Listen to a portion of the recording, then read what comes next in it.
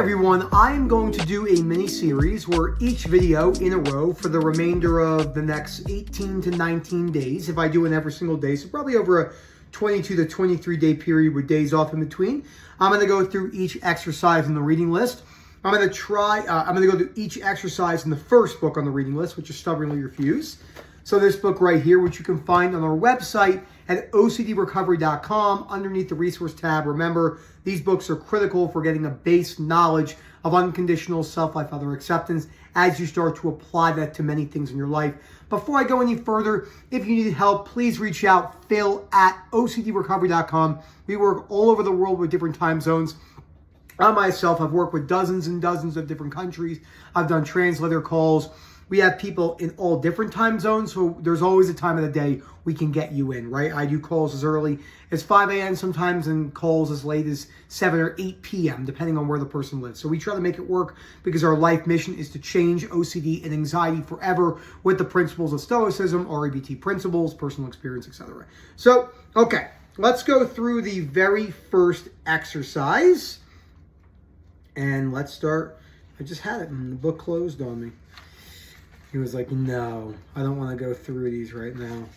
Okay, so REBT exercise number 1. REBT stands for Rational Emotive Behavioral Therapy, which was the original cognitive behavioral therapy, which unfortunately CBT is very watered down today. If you are working with an individual that's going through these principles, just be aware that if we're not talking about breaking down beliefs and changing behaviors as the primary aspect with a lot of belief work, you're probably not going through what's necessary to change your emotional disturbance in your life, whether you have OCD or not. So at first, the following exercise seems simple, but it is not quite as easy as it appears. It gives you practice at distinguishing between your healthy and unhealthy negative feelings when you view something in your life as unfortunate or when you view it as absolutely terrible.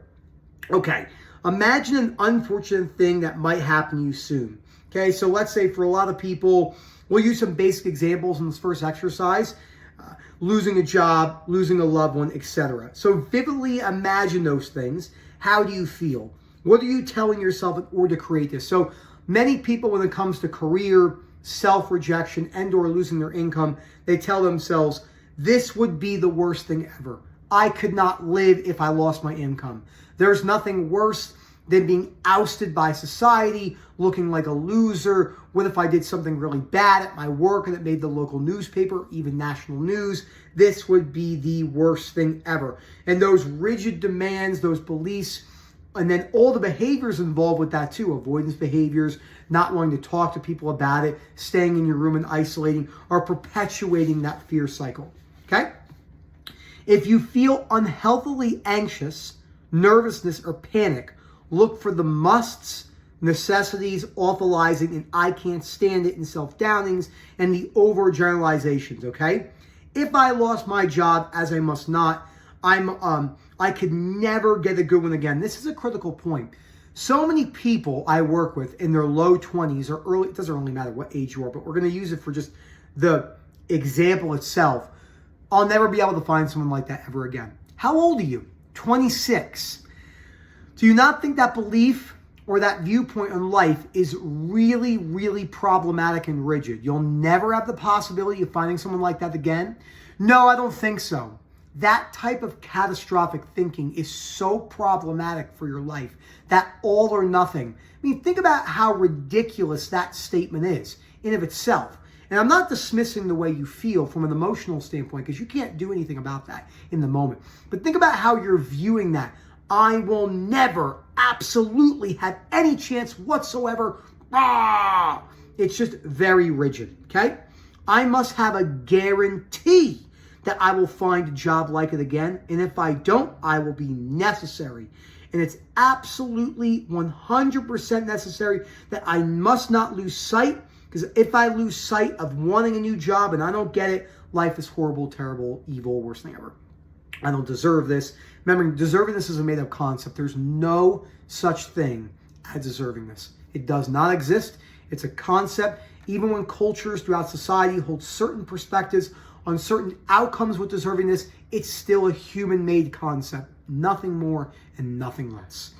Note that these are predictions of unconditional and complete pain that leave you no way out of continual suffering from the rigid must demands. Imagine again that something dreadful has actually happened to you. Okay, so ready? Being stuck with OCD forever. Now, if you read the books, put the work in, work at patience, take your time breaking down your beliefs, the chances of this happening are lower, much, much lower, but it's not a guarantee. And that's critical to remember. Okay, so this is how people would say it. I cannot suffer with OCD for the rest of my life. I must find a way out of this. I should have known better. I should have read the books. I should have done that exposure. How stupid of me. I am a moron. And if you feel very angry, look for your masturbating. Remember Ellis's play on word must for masturbating. Self-statements such as, life should give me what I want. This is terrible. My living conditions have to be better than they are. How unjust and horrible that I have to go through these things. That is the worst thing ever, and I don't deserve it. I've put the work in. Just because you put the work in doesn't mean the world owes you anything.